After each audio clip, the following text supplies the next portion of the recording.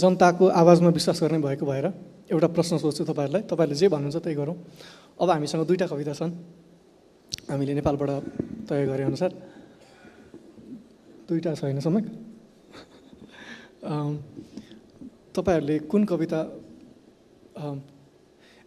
दुईवटा छन् भन्नुभन्दा अगाडि पनि तपाईँहरू अब करिब हामी दुईटै कविता सुन्न भ्याउनुहुन्छ?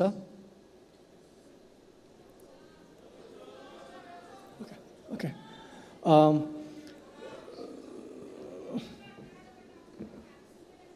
हजुर, हस् हस्। तपाईँहरूले भने जस्तै एउटा कविता चाहिँ ह्याप्पी बर्थडे हो, थ्याङ्क यू। अनि अर्को कविता चाहिँ एक्लै। सो एक्चुली हामी पनि कन्फ्युज छौँ कुन पहिले गर्ने भनेर। एक्लै चाहिँ इट्स सेलिब्रेटी पोइम, एकदमै उत्सव जस्तो कविता हो। ह्याप्पी बर्थडे चाहिँ तपाईँले सुन्नु भएको छ। एक्चुली म पनि कन्फ्युज भइरहेको छु कुन कविता पहिले सुनाउँ भनेर। माहौल, ओके, ह्याप्पी बर्थडेबाट सुरु गर्छौँ। हस्, धन्यवाद। यो कविताको नाम ह्याप्पी बर्थडे र यो कविताको अवधि चाहिँ 16 मिनट रहेको छ। मैले एउटा सानो अनुरोध गर्न चाहेँ सबैजनालाई, एक्चुअली तपाईँको फोनलाई चाहिँ साइलेन्टमा राखिदिनुहोस् न ल। अघि कविता मोक्ष सुनिरहेको त, म कता बजे सुनेको थिएँ। मिल्छ भने साइलेन्ट मोडमा राखिदिनु भयो भने फोन वुड बी ग्रेट।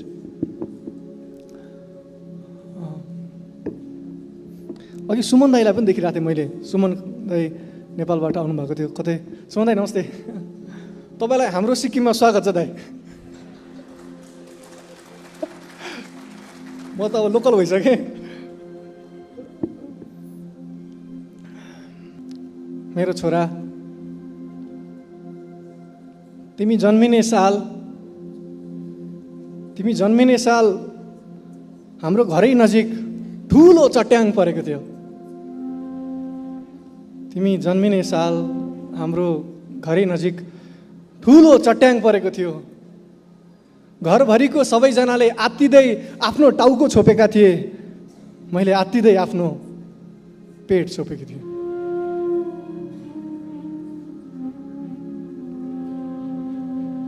किनकि मलाई थाहा थियो मेरो पेटभित्रको तिमी आफै आफ्नो टाउको छोप्न सक्दैनथ्यौ।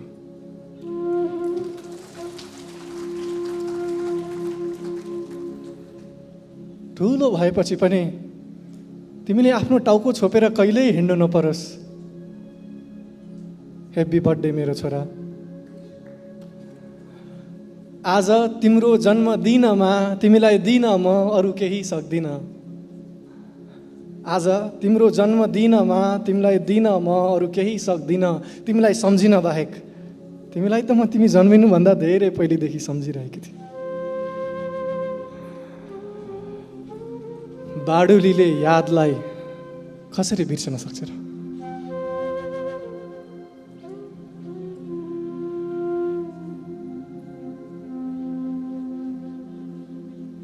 हामीलाई प्रौढ शिक्षा पढाउने गीता भण्डारी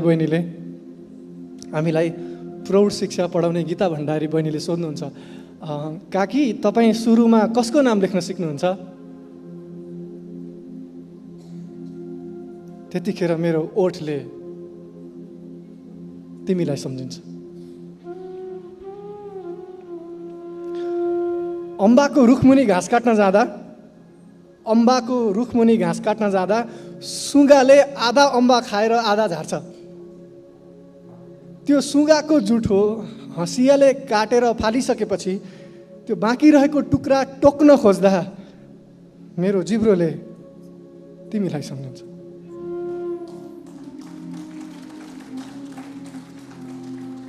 म बिहान बेलुकी गाई दुहुन बस्दा त्यो गाईको सानो बाछो चप चप चप गर्दै गाईको थुन चुसिरहन्छ। तर सानो गिलासमा दुध खोज्दै खोज्दै दगुड्दै आउँदैन त्यो सानो मान्छे। गाईको थुनबाट बजिरहेको आवाज सुनिरहँदा मेरा कानहरूले तिमीलाई सम्झन्छ। हाम्रै घर अघिको बाटो ठ्याक्कै तिमी जस्तै कोही आउँदै गरेको देख्छु। हाम्रो घर अघिको बाटो ठ्याक्कै तिमी जस्तै कोही आउँदै गरेको देख्छु। त्यतिखेर मेरो पैतालाहरूले तिमीलाई सम्झिन्छन्। तर त्यो आउँदै गरेको मान्छे तिमी होइनौ भनेर आँखा देख्नेहरूले भनिदिएपछि मेरा आँखाहरूले तिमीलाई सम्झिन्छ।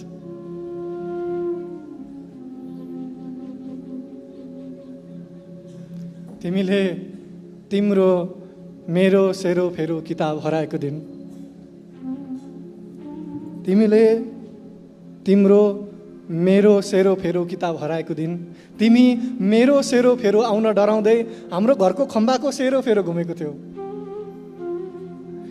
तिमीले तिम्रो मेरो सेरोफेरो किताब हराएको दिन, तिमी मेरो सेरोफेरो आउन डराउँदै हाम्रो घरको खम्बाको सेरोफेरो घुमिरहेको थियौ।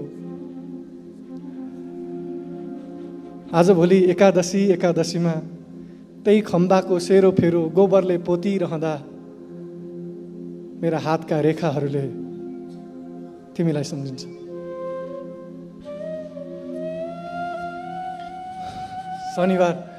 शनिबार दिउँसो खल्याङ मल्याङ जिउ नुहाइसकेपछि जुन गुन्द्रीमा सुतेर तिमी मलाई तिम्रो कानमा तेल हाल्न लगाएर कान कुर्र पार्न लगाउँथ्यौ, आजभोलि म त्यही गुन्द्रीमा धान सुकाउँछु। सुकेको धान बोरामा उठाउँछु। त्यो बोराको कलिलो घाँटी म ठ्याक्कै तिम्रै जस्तो देख्छु। नचाही त्यो बोराको घाँटीलाई रस्सीले कसिरहँदा मेरा औँलाहरूले तिमीलाई सम्झिन्छ।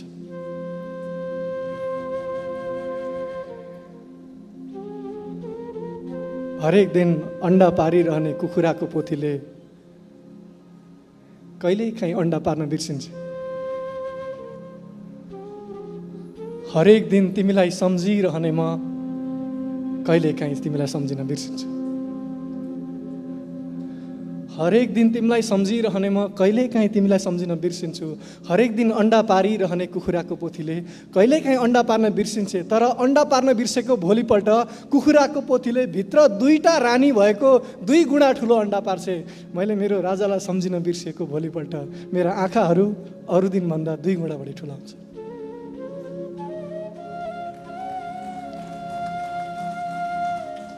म सम्झिँदै गर्दा सम्झिन्छु, मैले तिमीलाई खै कुनै कति कक्षासम्म पढाएकी थिएँ। तिमीले पढेको हरेक अक्षर र अङ्क किन्न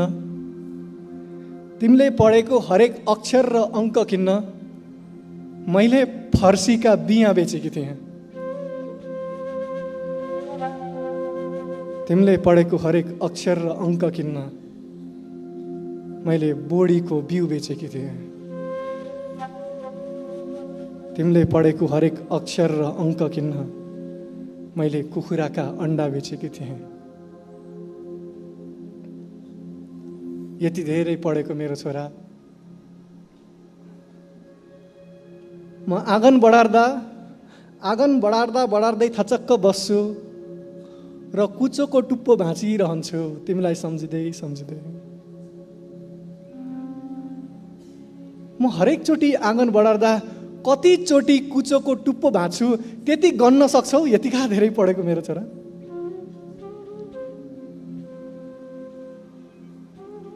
बाख्राका पाठाहरूलाई दुध खुवाउन खेतमा लाँदा म तिम्रो कानको लोती सम्झिँदै त्यो बाख्राको पाठाको कानको लोती सुमसुम्याइरहन्छु। म ती पाठाहरूको लोती कतिचोटि सुमसुम्याउँछु त्यति गन्न सक्छौ? यतिका धेरै पढेको मेरो छोरा।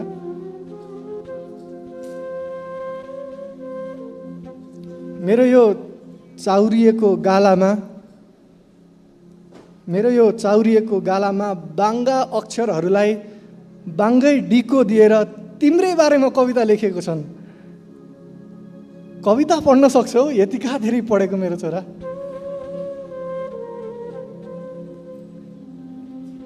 मकैका लामा छोटा टुक्राहरूको कुटी काटिरहँदा त्यो कुटीले डुँडको पानीमा तैरिएर तिम्रो बारेमा लामा छोटा कथाहरू पनि लेखेका छन्। कथाहरू पढ्न सक्छौ? यतिका धेरै पढेको मेरो छोरा।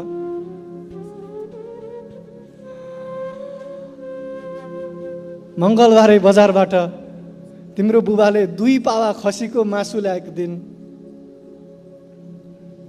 तिम्रो बुबाले मङ्गलबारे बजारबाट ल्याएको खसीको मासुमा 2 बटुका झोल हालेको दिन म तिमीलाई सम्झिन्छु।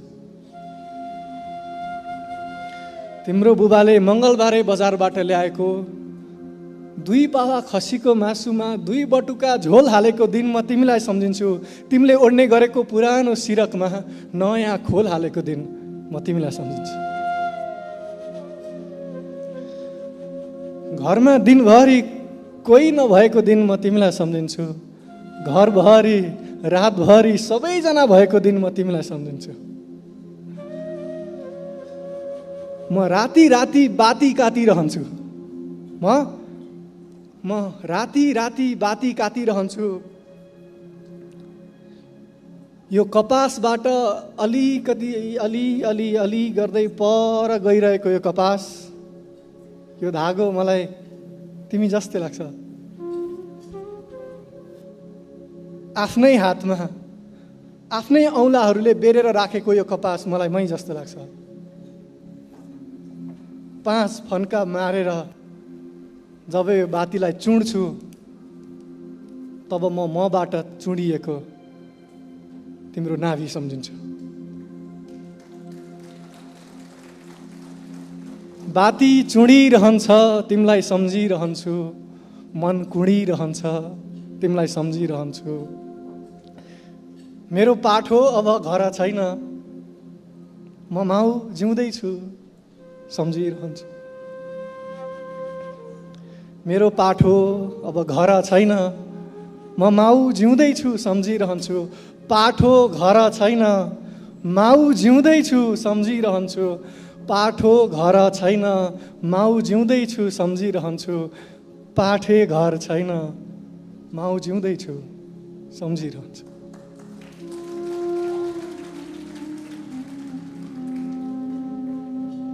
म छु जस्तो लागेको दिन म तिमीलाई सम्झिन्छु। म छु जस्तो लागेको दिन म तिमीलाई सम्झिन्छु। मर्छु जस्तो लागेको दिन म तिमीलाई सम्झिन्छु। म छु जस्तो लागेको दिन म तिमीलाई सम्झिन्छु। मर्छु जस्तो लागेको दिन म तिमीलाई सम्झिन्छु। म छु जस्तो लागेको दिन म तिमीलाई सम्झिन्छु। मर्छु जस्तो लागेको दिन म तिमीलाई सम्झिन्छु। आफूलाई सम्झिएको दिन म तिमीलाई सम्झिन्छु। आफूलाई बिर्सिएको दिन म तिमीलाई सम्झिन्छु। सर्पले काँचुलीलाई बिर्सिएको दिन म तिमीलाई सम्झिन्छु। काँचुलीले सर्पलाई सम्झिएको दिन म तिमीलाई सम्झिन्छु। म आफूलाई सम्झिएको दिन तिमीलाई सम्झिन्छु। आफूलाई बिर्सिएको दिन तिमीलाई सम्झिन्छु। मलाई नढाँटिकन भन त मेरो छोरा, आज तिम्रो जन्मदिनमा तिमीले मलाई सम्झ्यौ?